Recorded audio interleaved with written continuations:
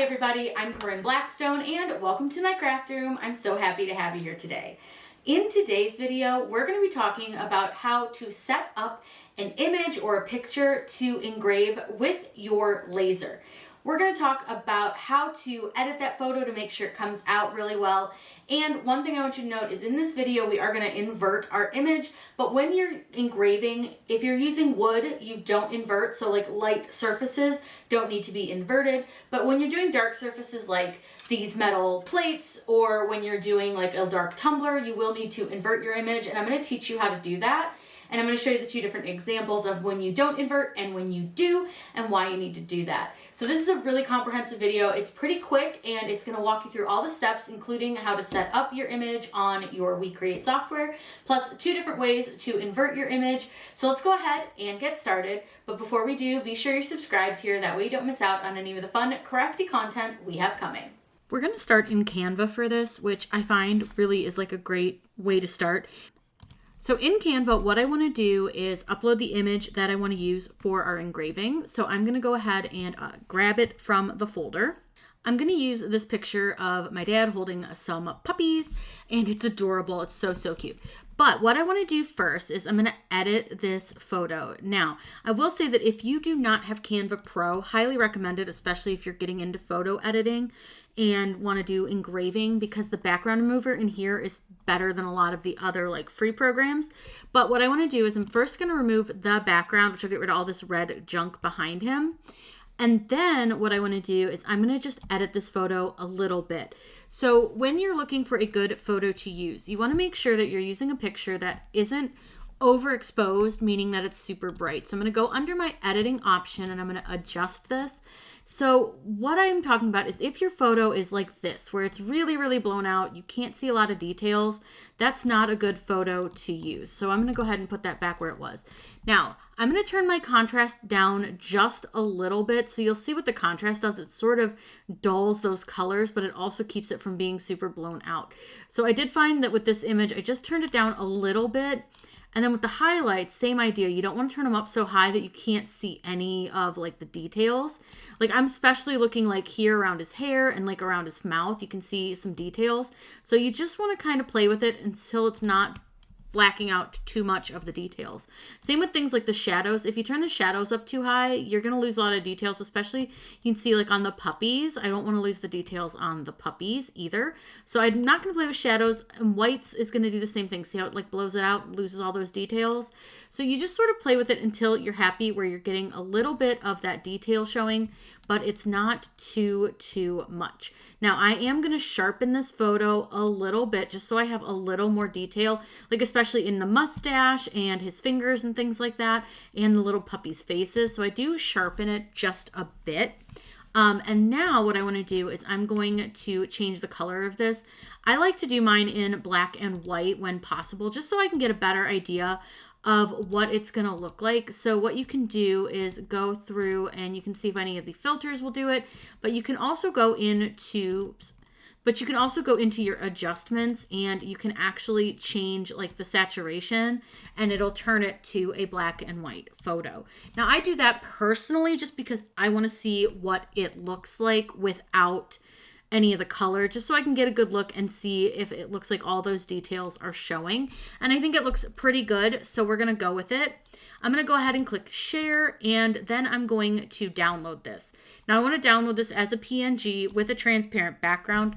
So again, highly recommend having Canva Pro. If you don't, you can remove the background in your WeCreat software, but if you don't have to, I highly recommend not doing so. Now I'm going to go ahead and download this, and I'm going to download this PNG file. Now I've already tested this, but I'm just going to call this one Dad 2. Now I am going to show you what happens if we don't invert the image first before we engrave, and I want to show you what that looks like. So I'm going to show you that really quick. I'll just show you the quick engraving. I'm not going to show you any of the settings or anything, just what it looks like. But now I'm going to show you how to invert your photo as well.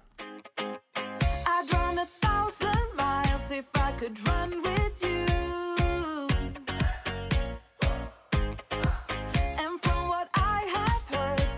The same thing too. I wanna say forever we could be good together.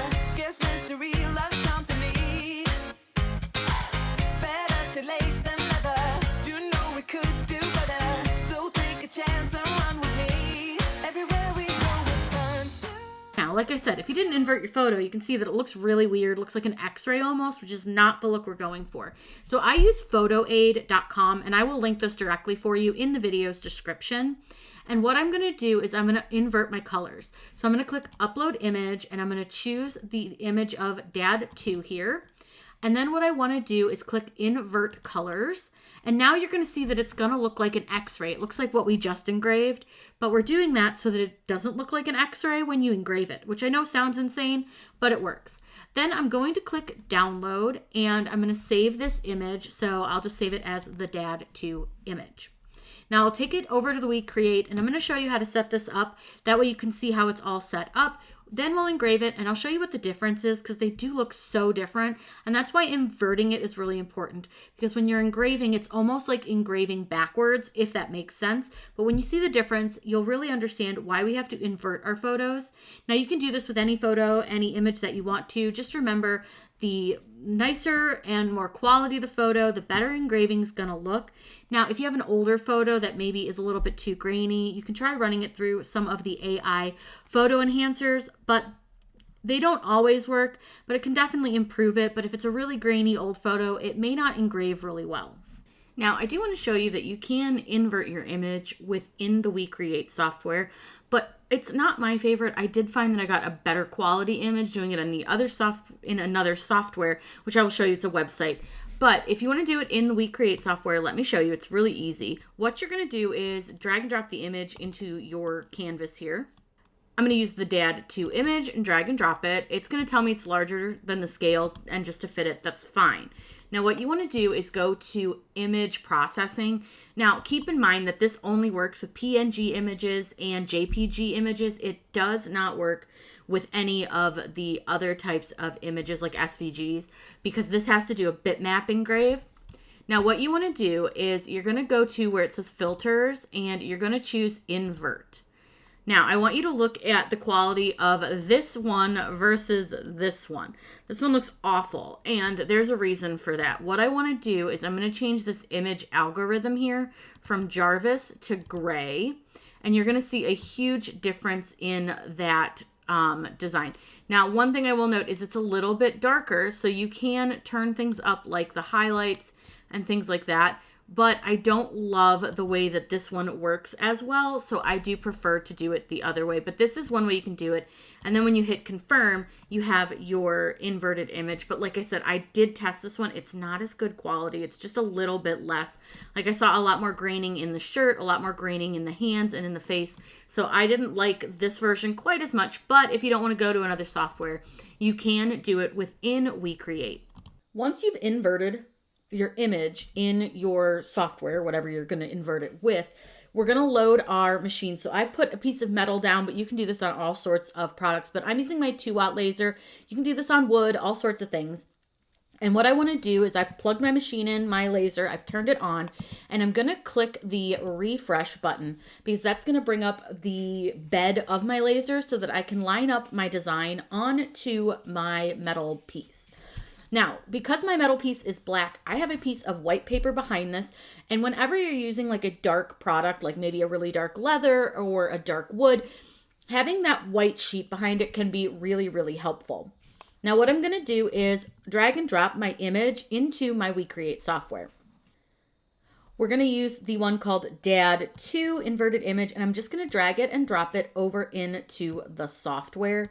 Now, I will say sometimes it doesn't always want to work, so you may need to do it once or twice, or make sure that your folder is out of the way and have it say drop file. Now, it's going to say that it's larger than the canvas. That's okay. Just have it confirmed to scale it to fit, and it's going to be really, really big. That's fine. No big deal. It happens. It's no big problem. I'm going to size this down a little bit, and you'll notice that we still have this white background on it. What I can do to remove that is I can go to edit image, and I can use these little tools to erase that white background. See this little, I would call it like a magic wand. If you click on that, you can just click where it's white, and it'll take away that background. It might take a second, but that's all we really simply need it to do, is just to remove that background, and that's perfect. So I'm going to go ahead and confirm. And now we have the image that we want to put onto our metal piece. Now I do want this to be relatively large as far as like our piece is concerned, but I also want to make sure that it's straight, and I can see that it's skewed a little bit. So I'm just going to kind of skew this just a smidgen so that it looks straight along that bottom and along the top. And I think that looks pretty good.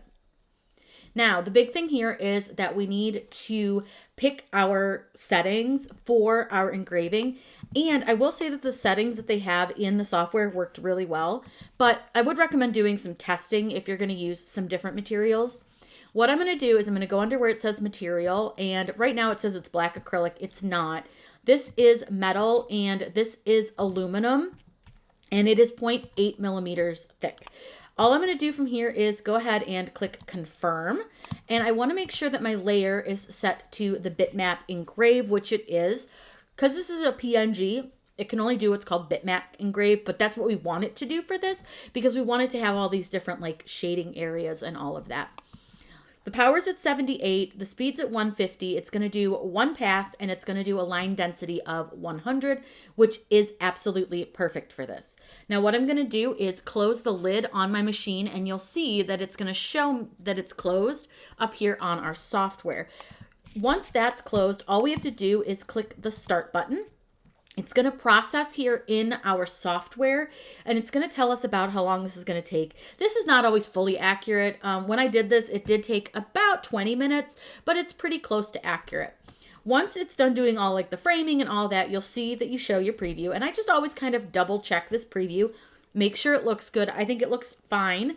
And all I need to do from here is click send to send it over to my laser. Once we've done that, we'll press the button on the machine and I'll let you watch it do a few little engraving parts, and then I'll show you what everything looks like.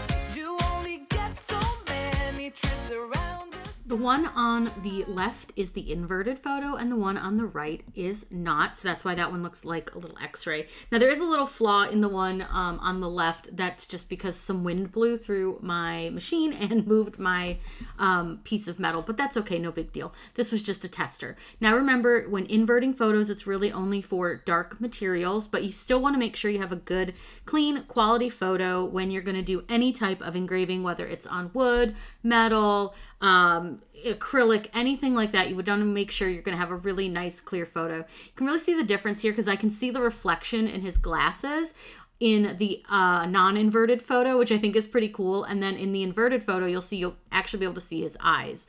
Now, if you have any questions, please let me know in the comments down below. I'm always happy to answer those for you. I will link everything I used in this video down below as well to give you a little hand up. I hope you all have a wonderful day, and as always, happy crafting.